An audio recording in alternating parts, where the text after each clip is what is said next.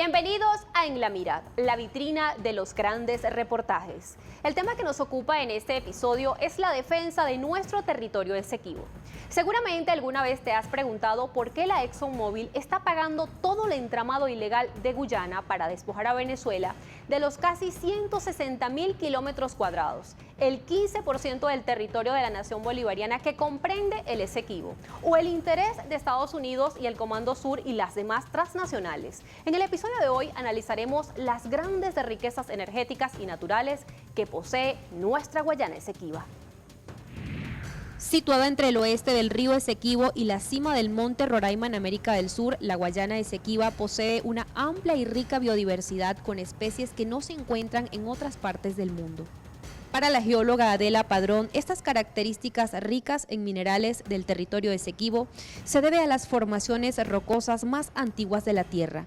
Se estima que el macizo guayanés se formó alrededor de 4.000 millones de años, en la era precámbrica, la primera y más larga etapa histórica del planeta. Es una contiguidad territorial que hace que estas sean las formaciones más antiguas del planeta, que hace que tengan unas características minerales, físicas.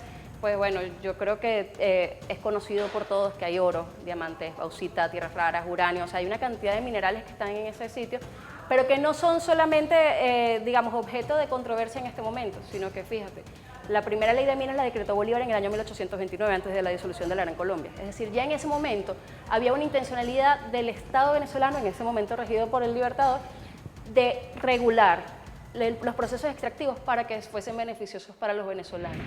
Con esas características propias de los suelos más antiguos del planeta, esta región posee extraordinarios recursos forestales. La alta proporción de bosques húmedos tropicales favorece la fijación de dióxido de carbono que pueden ser utilizados para proyectos de bonos de carbono, que además de generar ingresos económicos, capturan o evitan que se emitan a la atmósfera distintos gases de efecto invernadero, contribuyendo a mitigar las causas que generan el cambio climático. Hay unas estimaciones que se han elaborado que dice que tenemos que el territorio, que para nosotros la Guayana Esequiba tiene aproximadamente un 85% de masa forestal o de masa boscosa, ¿no? Forestal uno lo dice cuando lo vas a aprovechar. Entonces esta es masa boscosa porque es bosque natural y nunca la captación de carbono de un bosque natural, o sea, un bosque plantado nunca lo va a llegar a superar. Esto es un espacio con una fragilidad, como te explicaba, por las condiciones que tiene, de que este macizo es tan duro que no tienes desarrollo de horizontes del suelo como tal.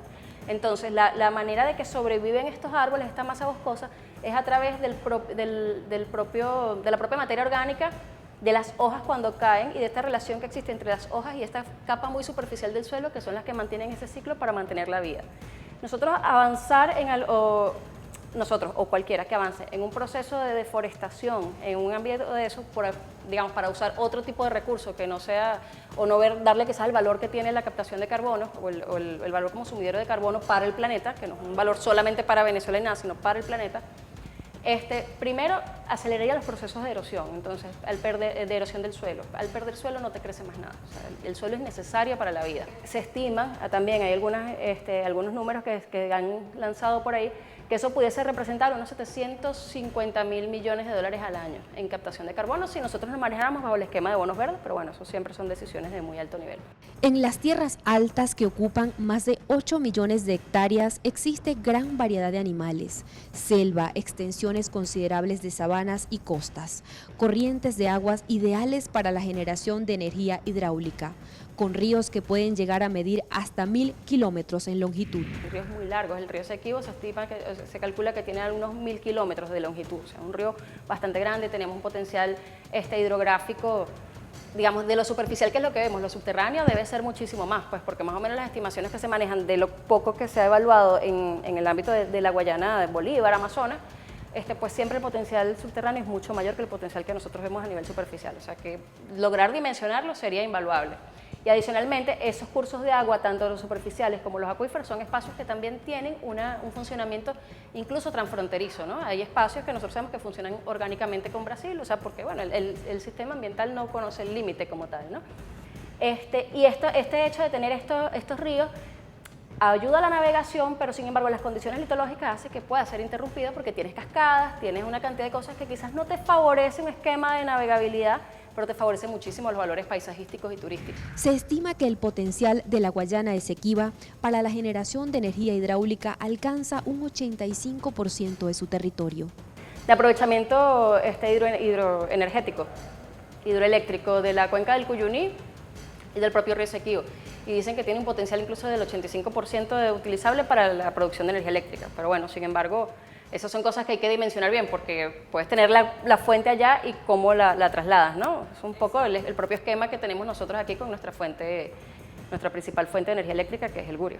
El territorio Esequibo, propiedad histórica de Venezuela en sus 159.500 kilómetros cuadrados, además de la riqueza natural, contiene una extraordinaria presencia de hidrocarburos, principalmente gas y petróleo.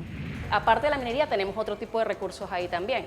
Y esos tipos de recursos que hablamos pues de los hidrocarburos, que sabemos que están en ese espacio y que han generado ese punto de inflexión y de interés en este momento para la aceleración de todos los procesos incluso, pues también está condicionado precisamente por esa condición físico-natural.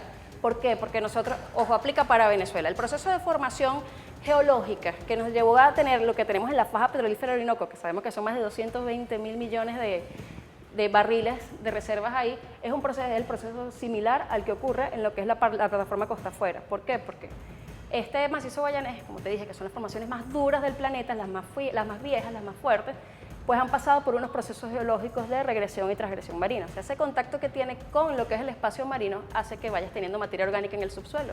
Y esa materia orgánica en el subsuelo es lo que se va transformando en hidrocarburos. El petróleo existente en esta zona por delimitar está siendo extraído de forma ilegal por la transnacional del sector de los hidrocarburos ExxonMobil desde 2015. Una acción que a juicio de la geólogo Adela Padrón genera grandes daños ambientales con impacto continental.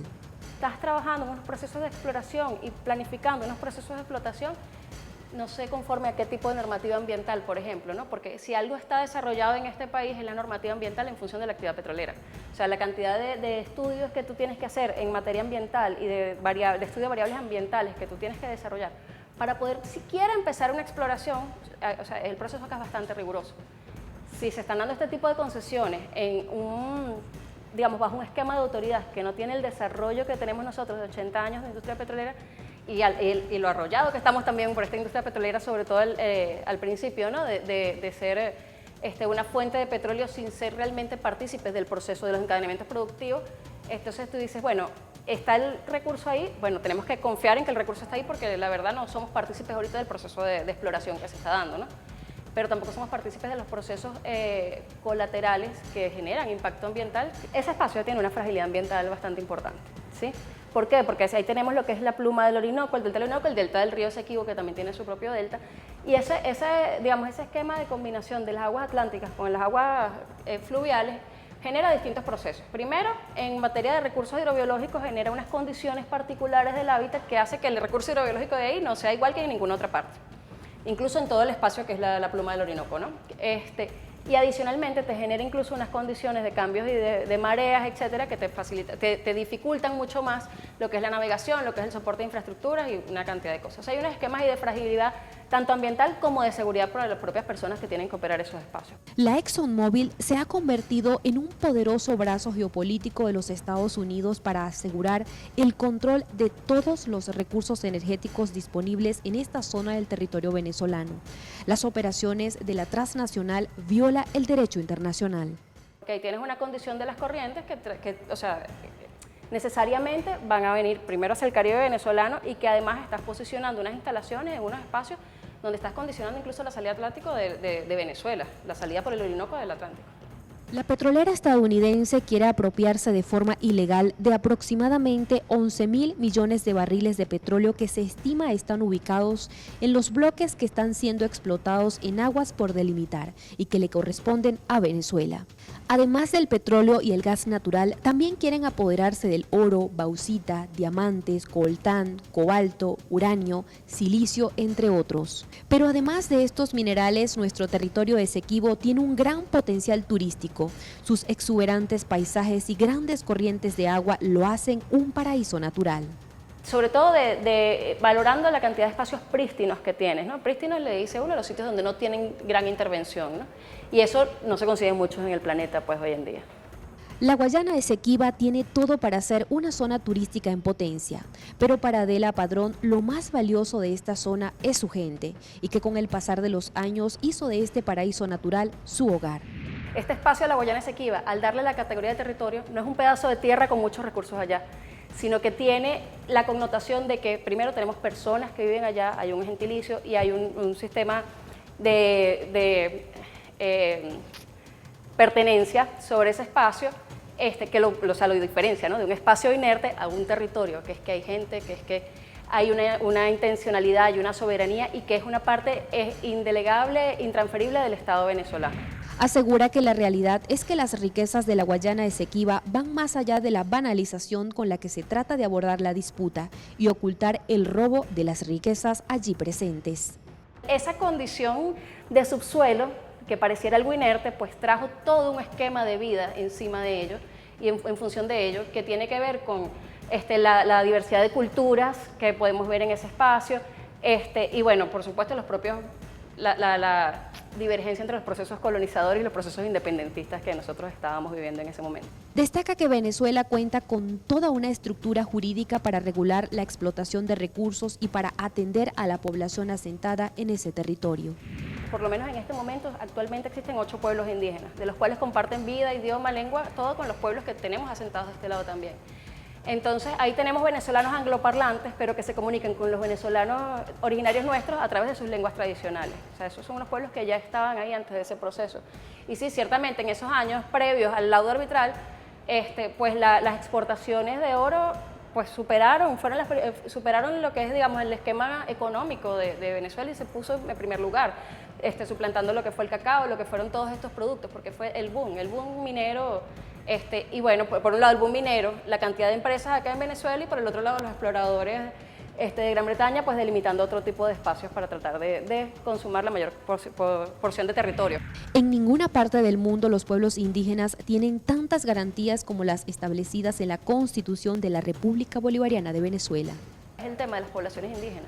¿Por qué? Porque el primero que nosotros suscribimos el acuerdo, bueno, la Convención Internacional del Trabajo, suscribimos todos los elementos que valoran a los pueblos indígenas y suscribimos el Acuerdo de París del 2015, que dice que debes cuidar los ecosistemas y las poblaciones indígenas.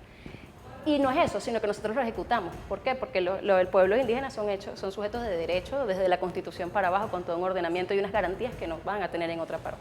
O sea, tener ellos su idioma, o sea, que puedan manejar el idioma como un idioma oficial, eso no ocurre en otras partes del mundo. Entonces, esa es una ventana que nosotros tenemos, digamos, para ser vida, para volver parte orgánica de la vida de ese territorio a la vida que, digamos, al orden jurídico y político-administrativo que nosotros tenemos a través de esos pueblos. Eso consideramos nosotros que es una vía. La presencia de personas en esta extensa zona también ha dado lugar al desarrollo de las actividades vinculadas a la pesca y la agricultura.